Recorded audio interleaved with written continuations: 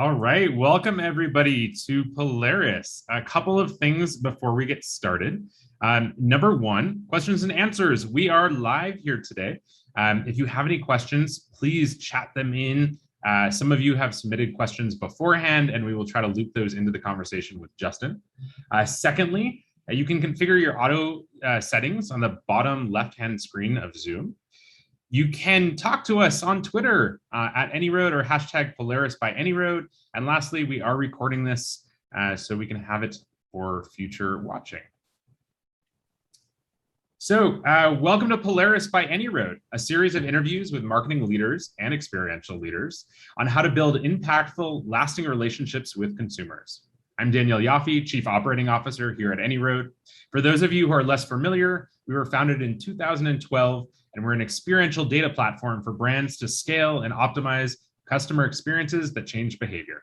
Companies like Anheuser-Busch, Michaels, Caruso, Dick's Sporting Goods all count on AnyRoad to capture and analyze all of their experiential records from all of their experiences, from activations to appointments to tours and classes. If your brand is investing in experiential, please check out our website or reach out to talk to us. Our guest today is Justin Kahn, former Executive Director, Global Retail Experience at Warner Brothers Entertainment. Justin, welcome, welcome, welcome. Daniel, thank you very much for having me, and thank you everybody for joining today. Would love to just get your brief background. I've had the honor of knowing you for quite some time, but I would love to, for all of our guests, to hear a little bit more about your background, how you got into Warner Brothers, what you've been working on there, and then we'll get into some of the details. Well, thanks very much.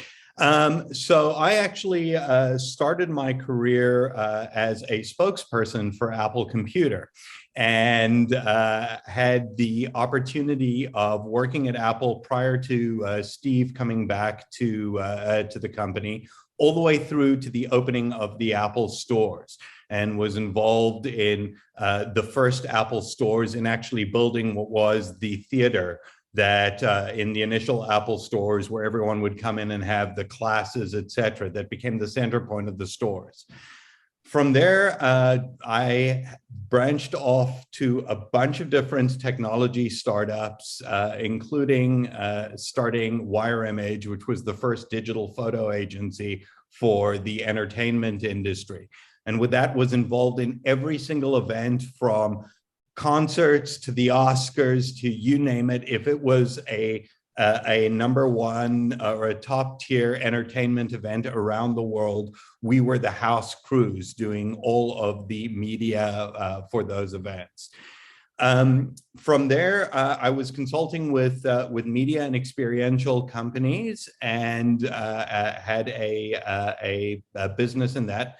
And when I exited, one of the things that I said to myself was, I had a lot of this experience, but I didn't have a chance to do something in a true corporate environment. And a buddy of mine called me up and said, hey, we need to do some stuff here at Warner Brothers with our tour. Would you be interested in coming in and joining? And I said, you know what, I'll come and consult for a few months. 6 years later, it was the most incredible sandbox in which to work in. And it allowed me to take skills from everything from my retail experiences through experiences and bring it all together in one pile. I love it. I love it. Obviously, a lot of people are very familiar with Universal Studios, from the Warner Brothers world, and all of these attractions. You were tasked over the last few years of doing something a little bit different, really bringing in experiential retail. I don't know if you can jump into that a little bit and tell us what you were working on. Yeah, absolutely. So one of the key things in our global retail and tours business, of course, the number one piece of intellectual property that Warner Brothers has is the Harry Potter brand. And yes, people are familiar. They think, wait, isn't that Universal? No, Universal actually licenses the Harry Potter brand from Warner Brothers. And with that, the top attraction was the Warner Brothers studio tour in London, which is the making of Harry Potter, and in of which there was integrated retail inside of the tour itself.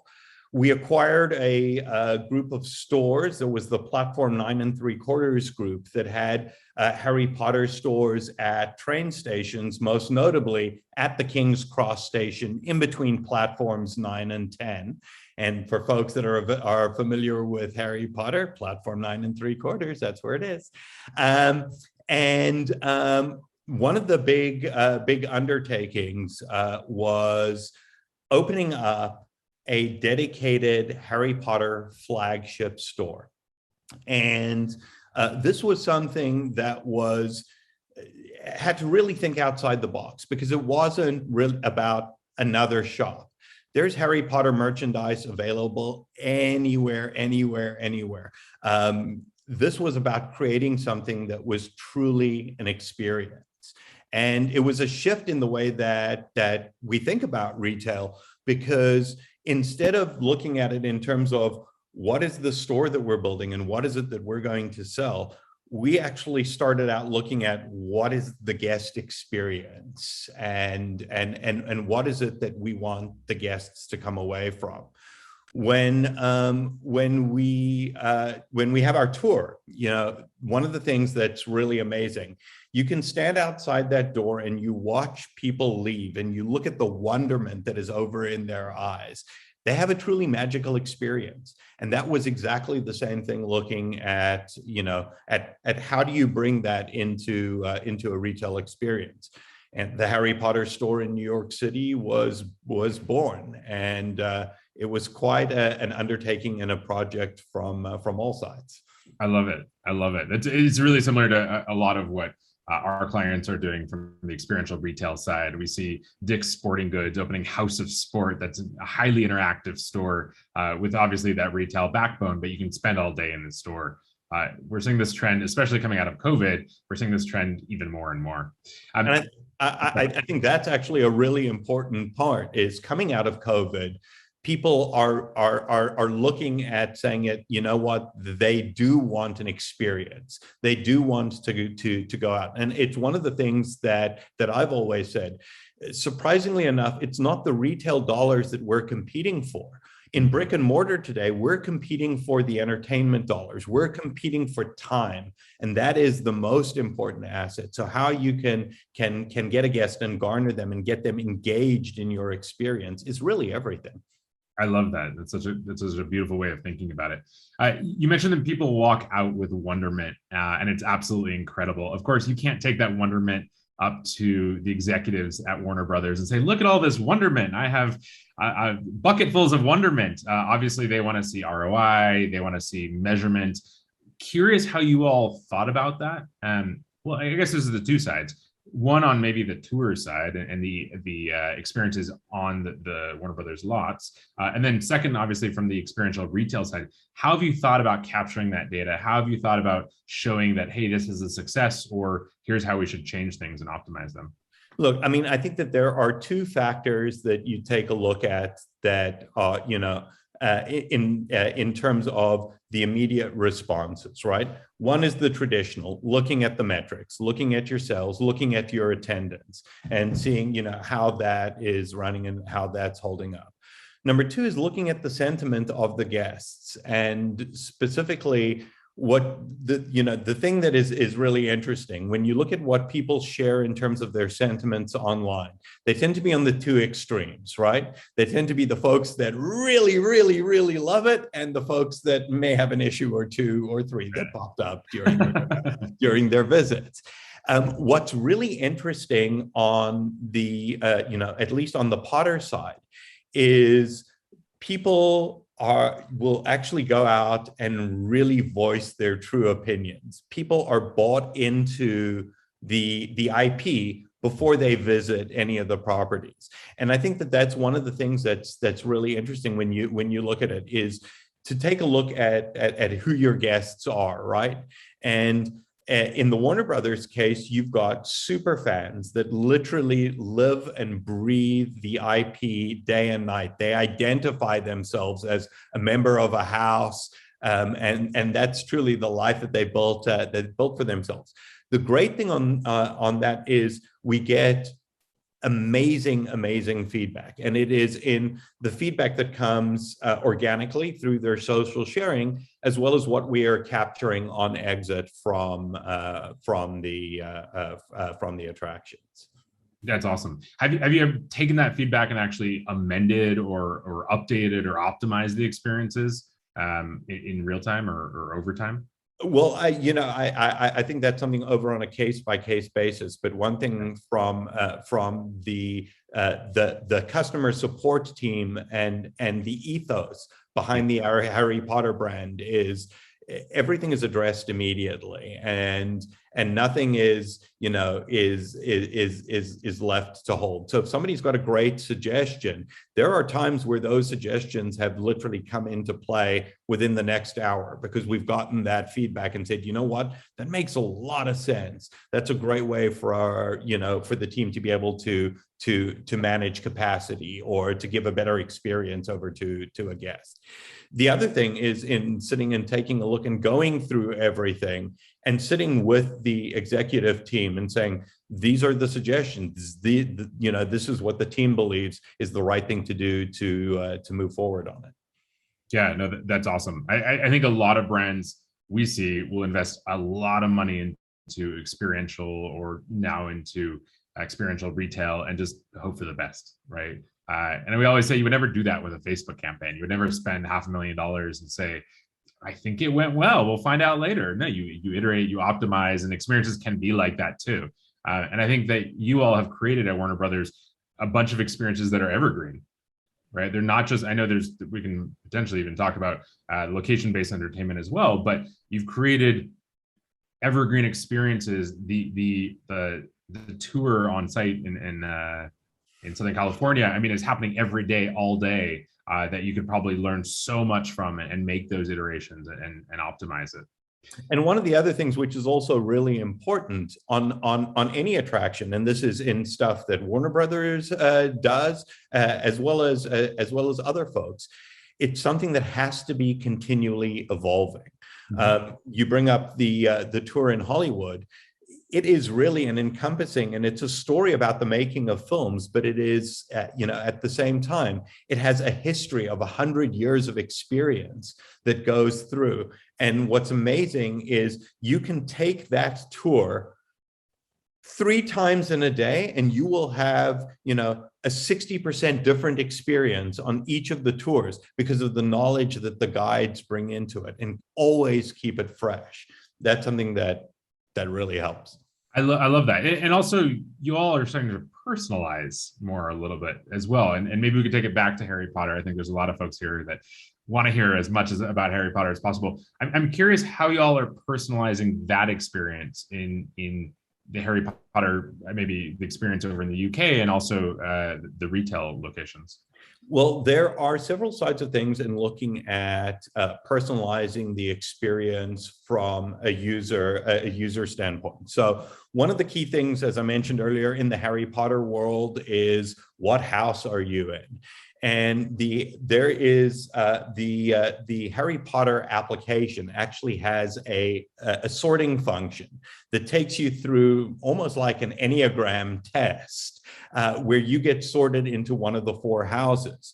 Once you do that, your experience is customized to you. So if you're online shopping on e-commerce and you log in, I'm a Hufflepuff, so I go in, I log in, and everything is themed in Hufflepuff colors. In terms of the product that rises first to me is the Hufflepuff product. The same kind of experience could be had if somebody is using a location-based application and going into, let's say, for example, the lobby of the tour. And you see that, as I walk through the doors, I could get, a flash of lights that come in that tie me into my experience in going in personalization. Now, there's another point, which I think is one of the key things in retail, and that really is personalization of the product itself. And something, if anybody has visited the store in New York, knows that is actually central to the experience in the store, that there's a line of product that you can go through and actually take away as yours, branded from your journals to your cloaks to your wands. It's really exciting from that side. That's awesome. And then tell us a little bit more about the application. Are they using the application in store, or is that really pre-visit? So the application is not just about the store. And I think that that's one of the things that was, that's really important. When I look at a lot of retail, folks are saying, well, you know what, I have to have an app that accompanies, that accompanies experience that I've got in the store. And literally it is something purely tied to a single visit.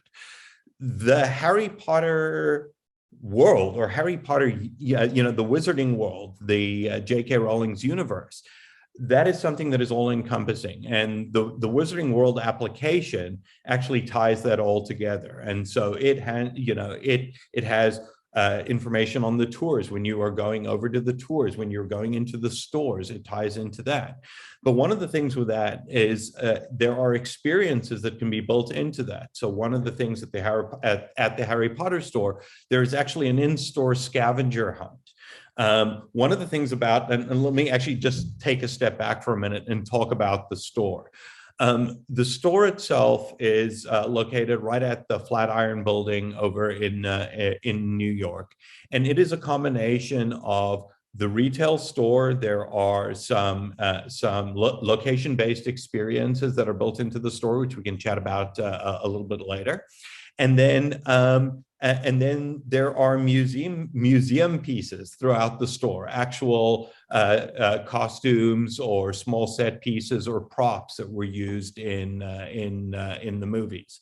And so there's a scavenger hunt that takes you through the store and invites you to all of those experiences.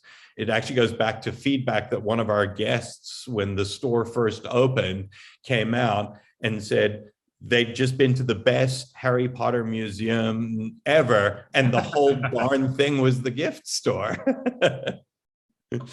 That's awesome. It's such a great way to think about a lot of brands, or where they could go. I'm sorry. And I think that again, that comes to the point over there. If you're thinking about what is your brand, what is the experience behind your brand, and how do you go and bring that over to life, the rest of the pieces fall into place. And I'm by no means saying, hey, the merchandising and the products and that is, that's everything. And you still go through your traditional retail. But on the experiential side, you're turning around and saying, let me, again, be less concerned with the store itself and more concerned about the experience that the guests are having. And that was one of the other things, was going from that shift of saying, it's not a customer coming into my store, this is a guest. And it's a little, name shift over there, but it actually makes a huge difference in the way that you think about what you're providing. Right. They're consuming the experience, not just the materials. Exactly. That's really interesting. We can just dive deeper on the data for a second. Like, what are those key data points that you all are looking at? What are the most important ones that have been important for Warner Brothers as these locations are spun up to identify, maybe capture that first party data? I know a lot of brands right now are saying, great, we need to get into experiences. We're not exactly sure what to measure, how to measure it.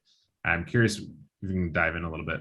Well, one of the things, and it actually comes out of the tour side of the business, where the idea of flow and dwell time is really, really important. What is capturing the audience? And one of the things that was very interesting, we did a data project in Hollywood, where we were tracking via anonymous beacons. And so we didn't know specifically who the person was, but we could actually see flow and watch when people were in the store and standing over at location A. The most common location for them to go to was location C and skip over B. And once we could actually start seeing that data and that quantitative data, it made a huge difference into when the store was redesigned and when the tours were redesigned, how that flow was brought into it and what the guests would be experiencing there. So cool. That's awesome. And were you able to start to change things around from that data? Oh, very much so. And I think one of the points over in that data, when we did that specific test, we were already designing a brand new tour center with an expanded retail experience. And part of which was, do we just take the experience that was created originally and just scale that up and grow and put more in there? Or is there a different way to look at it? And I think that it helped out on 2 points. Number one, from a merchandising standpoint, in seeing where the dwells were and seeing what the customer paths were, the physical customer paths through the store, that helped the merchandisers immediately optimize the experience in the store, which of course translated to better revenue in the store. From a much higher level, it really was one of the most important data points in planning out the new retail experience and what that was going to be like. Because now you actually had true data that you were sitting and working at, where before it was really coming off of a hunch and saying, this is how we're going to go and try and test it out. Love it. Love it. You said in the past that you can't layer experiential onto retail. I'm curious if you can explain what you meant by that. And also for folks who are here listening, if they're not just starting their brand or not just starting their product, they have an existing brand or they work with a company that's been around for a while, what advice do you have if you can't just layer it on top? Well, and I think, one of the things in there is defining what experiential is. Mm-hmm. I see so many people saying that, yeah, we've got an experience, and what have they done? They've put up video screens in the store that are basically playing the same marketing information. And again, what are they doing? Trying to sell you more product over in the store. This is something that's got to be really taken intentionally and thought out.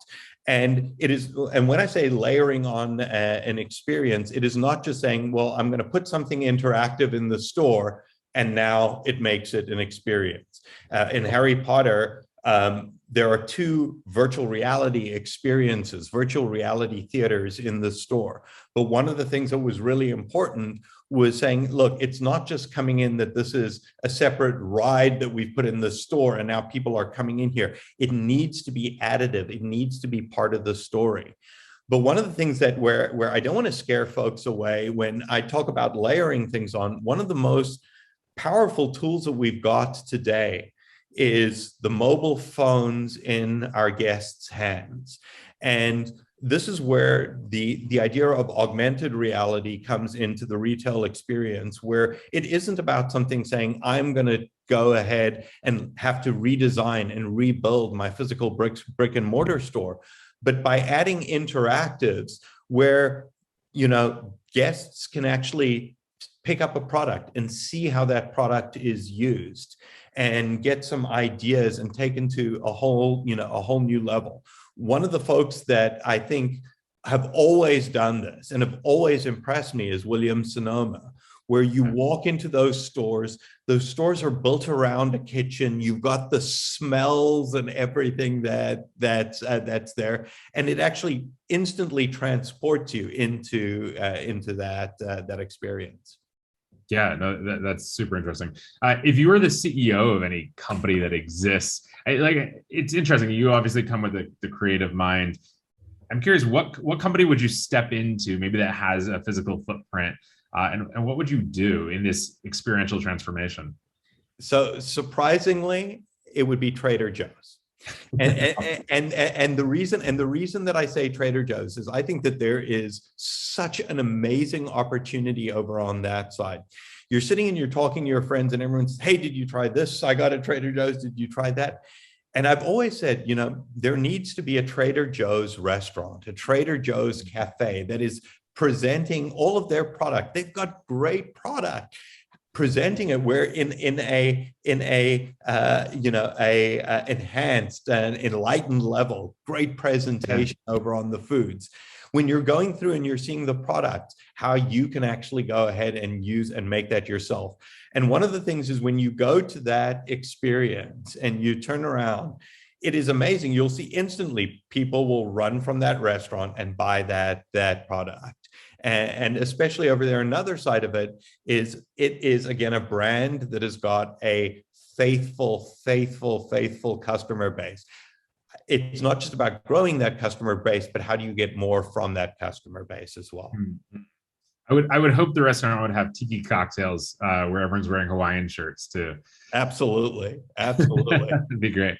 I guess the other thing is maybe it's the Williams Sonoma example, or how can these experiences really drive that purchase behavior? I mean, ultimately, retailers have a bottom line. They've got to be selling more product. I'm curious. The Trader Joe's example is really interesting. You go buy something at a restaurant or whatever the Trader Joe's experience looks like. I don't know if there are other examples or companies that are doing this well right now. There's actually a lot of companies that are doing it well. What is interesting, and some to some extremes in some ways, it's very interesting when I looked at Apple, for example, and the original Apple stores. The original Apple stores were far more of a retail experience, but you also came in and you had your Genius Bar and you had your classes that were sitting, but there was also a lot of product. You walk into an Apple store today and it's almost exclusively experiential. It is, to me, an Apple store is the perfect example of an endless aisle to an e-commerce business. And it just so happens they might have some of the product there that you can walk away with it. But I've still noticed a lot of the time where you were going in over there and you were still saying, I'm getting something and it's going to be shipped to me.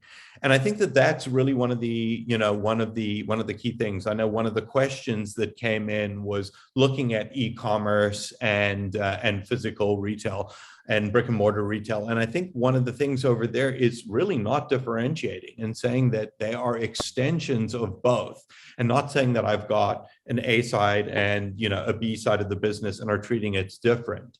And I think that that's one of the things today in looking at, especially in brick and mortar retail, that is giving a huge opportunity is the notion of endless aisle.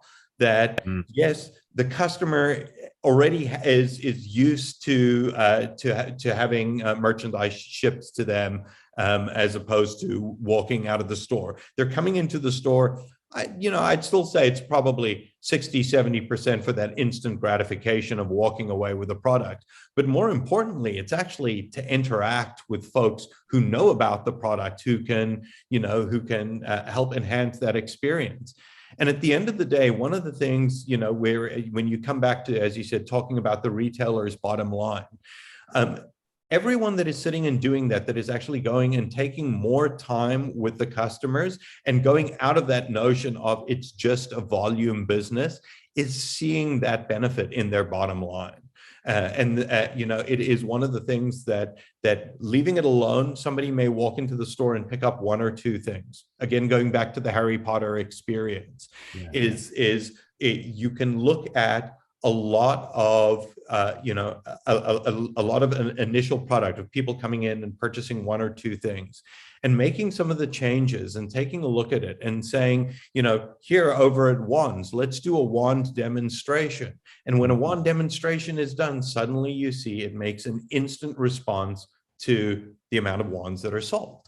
Yeah. And those are one of the things that are key. And it's funny because when you look at it, you think about it in Harry Potter is and Apple are extreme examples on one side, but don't forget you've also got Costco on the other side of it, where they are actually see a difference over in their sales and in their metrics when they've got somebody that is doing samples of the food. They see an instant rise in the sale of that product, and that's where it makes sense for them to allow the guests to experience the product before walking out with it. Totally. We're seeing a trend now where a lot of CMOs, a lot of executives are saying we have this retail footprint. What do we do with it? Especially after COVID, where you can go to Home Depot, order it online, they'll throw it into the back of your car, or Best Buy, buy online, pick up in store, or like in the parking lot. Why do we have such a massive store? What do we do with it? And so there is that transformation that's happening. Of course, Harry Potter was built ground up from a retail experience, but it is a very, very interesting trend. I'm And curious. Oh, sorry. Oh, sorry. And I said the other thing is also very much so never discount the tactile side of it. And it was one of the things where, yeah, we all got where things got really easy and quote unquote convenient for us because of COVID. But there was still something once stores and that opened up that was a completely different experience about going in and holding product in your hand. And again, that made a difference to the browsing capabilities, and that you think about it in our e-commerce world, we know exactly what we want. Sure, we might fall down a rabbit hole and see some suggestions, but ultimately when I'm ordering on e-commerce, I know exactly what I want. That's exactly what I get, and that's the end of the transaction. When I'm going into a store, it's a different experience. I see what I want, but there's a lot more to experience around. And and that's another thing, taking the browsing to a whole new level. That's awesome. We're going to get to some questions from listeners. So if you have questions, please chat them in. We have some that were pre-submitted. But before we get into that, I'd love, Justin, your crystal ball, thinking beyond COVID, right? Hopefully we're turning a corner with COVID, at least in the United States, and I guess Western Europe now too, mostly. But I'm curious if you think the next 10 years, let's say, and like jump forward to, gosh, what would that be? The 2030s. What does experiential retail look like? What is the new age, the new dawn of experiences? Well, it goes back to what I said earlier on, where what we're looking at is we're looking at people's time. We're looking at their entertainment side of things. And as crazy as it sounds, I think that COVID in some ways could potentially have been one of the best things for brick and mortar retail. Simply because what it has done is it has said that now there is very much the opportunity to take it out to the next level.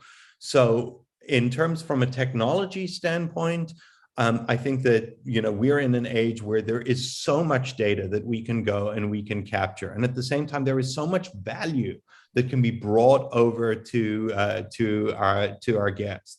I think we're going to be seeing a lot more augmented reality in store, in retail experiences. We're going to see a lot more endless aisle experiences. You're going to one of the things that I think that is really incredible is we're starting to see a new rise of very specialty niche retailers. Whereas everything was now going into, we were in a trend where everything was being eaten up by a superstore side on retail. It's now shifted, and I think that that's something that is that's really going to be key in the next 10 years. The other thing that's going to be a huge part about it is sustainability and how that comes into the question. And I think that one of the things that looking at in the retail space, it's not just about what are we doing for ourselves. It's really about, what kind of a footprint are we doing? What are we leaving? And looking at product very, very differently in both the development, packaging, and marketing. Yeah, I've heard this before, that really the next generation of consumers is about meaning, being able to connect with a brand, not only because it makes you feel cool or it's like makes you feel like you run faster, but it makes you feel there's meaning in the world, which I totally agree with. All right, some questions here. This is from Alex C. Asking, how do you handle fan feedback? You mentioned it a little bit. I'm going to tweak this question. Maybe you can broadly talk about it, but I'm curious, how do you synthesize what's important from fan feedback and what's not, right? I'm sure you have people telling you all the time their own feedback. They want to, change the experience to fit whatever they're looking for. How do you synthesize maybe what is the most important fan feedback? Well, one of the things which, from a brand like Harry Potter's standpoint is actually very important, and it was always taken with a white glove customer service notion. Every bit of feedback is responded to personally. And that it was one of the key things that was set up from day one from executive management, is if somebody is taking the time to respond out to something, they're not getting a rote response back, that everybody is getting a response. Now, in terms of course, it goes through a vetting process in terms of this is something that is truly can be raised, are great suggestions, and how they're followed through on. What's really cool is when somebody makes a suggestion and they actually see their suggestion come into fruition, and the next time they come into the location, that they see it, and that there's a pride of ownership that comes through in that. But guest feedback is so incredibly important, and the feedback that they get from the brand is as important. The great brands that are out there are ones that are engaging individually and engaging on a wider sense. From one standpoint that I always look at as a gold standard as well is Wendy's, the fast food restaurant. It is amazing when you look at individual responses to sometimes the craziest things that are put out there, and they have that individual conversation, and then they tap into the zeitgeist and join into that conversation as well. It's fantastic. It's great marketing. That's awesome. I can add to this question in an interesting way. Brands that are using the AnyRoad platform, we're taking a lot of that feedback, structuring it as qualitative data, running it through natural language processing, and then actually tying it to brand perception changes or purchase behavior changes. So it helps to bring weight to certain pieces of feedback. Justin might go to an experience and say, hey, the temperature was off. But if we understand that actually that didn't have a large impact on his purchase behavior, his brand perception, maybe that's not as important, where there might be other small suggestions that actually swung the needle much more. So I think it is synthesizing all of that. Another question, this is from Sarah Camargo, asking again about the e-com integrated with the seamless experience for the consumer with brick and mortar. I'm curious to hear, maybe with Harry Potter specifically, how have those two things tied together? Are people going to the Harry Potter store and then buying something else online later? Are you syncing these consumer journeys? So there's the answers on those sides is yes, and yes. Again, one of the things in taking a look at what the products are. So if you've got a product that's a consumable product, and you've got a guest logged into their profile, they can have that purchase something over in the store, and also be reminded when there are new versions of it. And I'll give you a really good example of it. There's a consumable, which is also a collectible in the store, which is the bottled butterbeer. The product itself stays the same. The packaging on the product changes. And so the labels and that change on the packaging. And so it has actually come to a point where folks are collecting the consumable. And whether it's they're actually drinking the product or they're just keeping the bottles themselves. But once somebody is engaged in it and started buying that product, or the collector pins, for example, the pins programs, and they've started with that product, now anytime that there is new product or new news around that product, it can be shared with the customer, again, if they opt in. And one of the things in the tie-in with the wizarding world is they've got the option to say, hey, do I want to connect those journeys? And that's something that, especially is important as well. The other side of it, again, goes back to the idea of endless aisle and click and collect, right?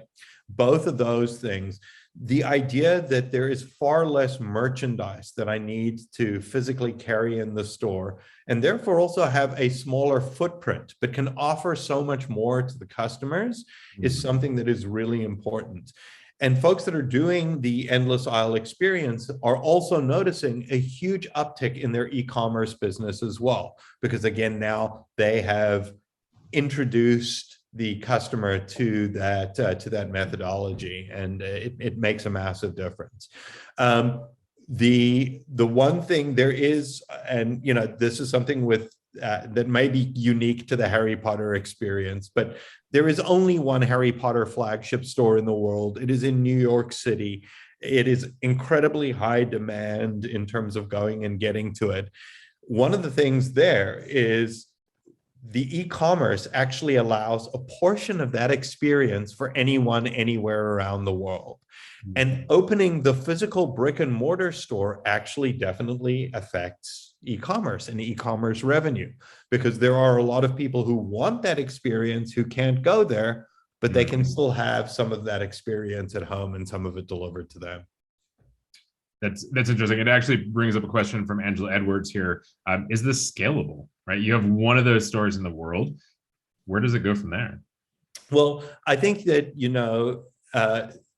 that's part of the question in terms of going and setting something up. And the idea was, not to run around and say, okay, there is going to be 50 of these stores, and that's what the idea is. The idea was, where do we start with experiential? And once we know how we've got that and built that down, we can see where that runs and is scalable. But as I mentioned, scalable doesn't mean just opening up more locations.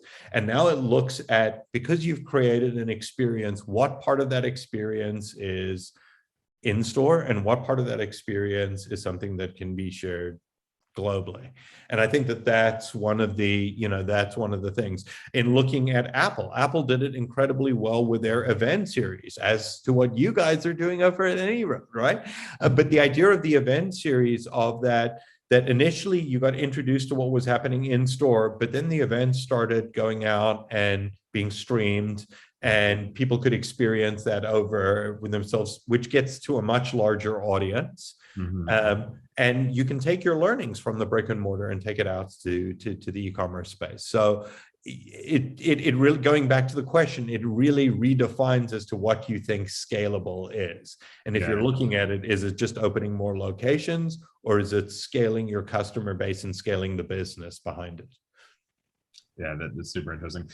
This is a fun question, a little bit veering from what we've been talking about, but from Mike Slagle coming in, where do you see the Harry Potter brand in 10 years? Harry Potter, it's funny. If you would have asked me, I would have thought initially that it was going to be waves, and that would be the extent of it. Harry Potter has proven itself to be evergreen and has proven itself to be generational. The thing that is amazing when I'm sitting and looking at is how the next generation of Potter fans are actually defining what that experience is. Harry Potter is about magic. Technology is providing some of the most incredible magical experiences. And if you get a chance to go through one of the virtual reality experiences, it's not just putting on a headset. It is completely sensorial in that. We're getting closer to magic every day. So I can't wait to see where the brand is 10 years from now. Maybe we'll be able to transport ourselves. I love it. I love it. That's fantastic. Justin, that was the full 45 minutes. That went by very, very, very quickly. But thank you so much for joining us today. Thank you for all of our listeners and attendees. We will have more soon, but thank you very much for all of the wisdom and insights, and have a wonderful, wonderful day. Thank you very much. Thank you, everybody. Take care. Bye-bye.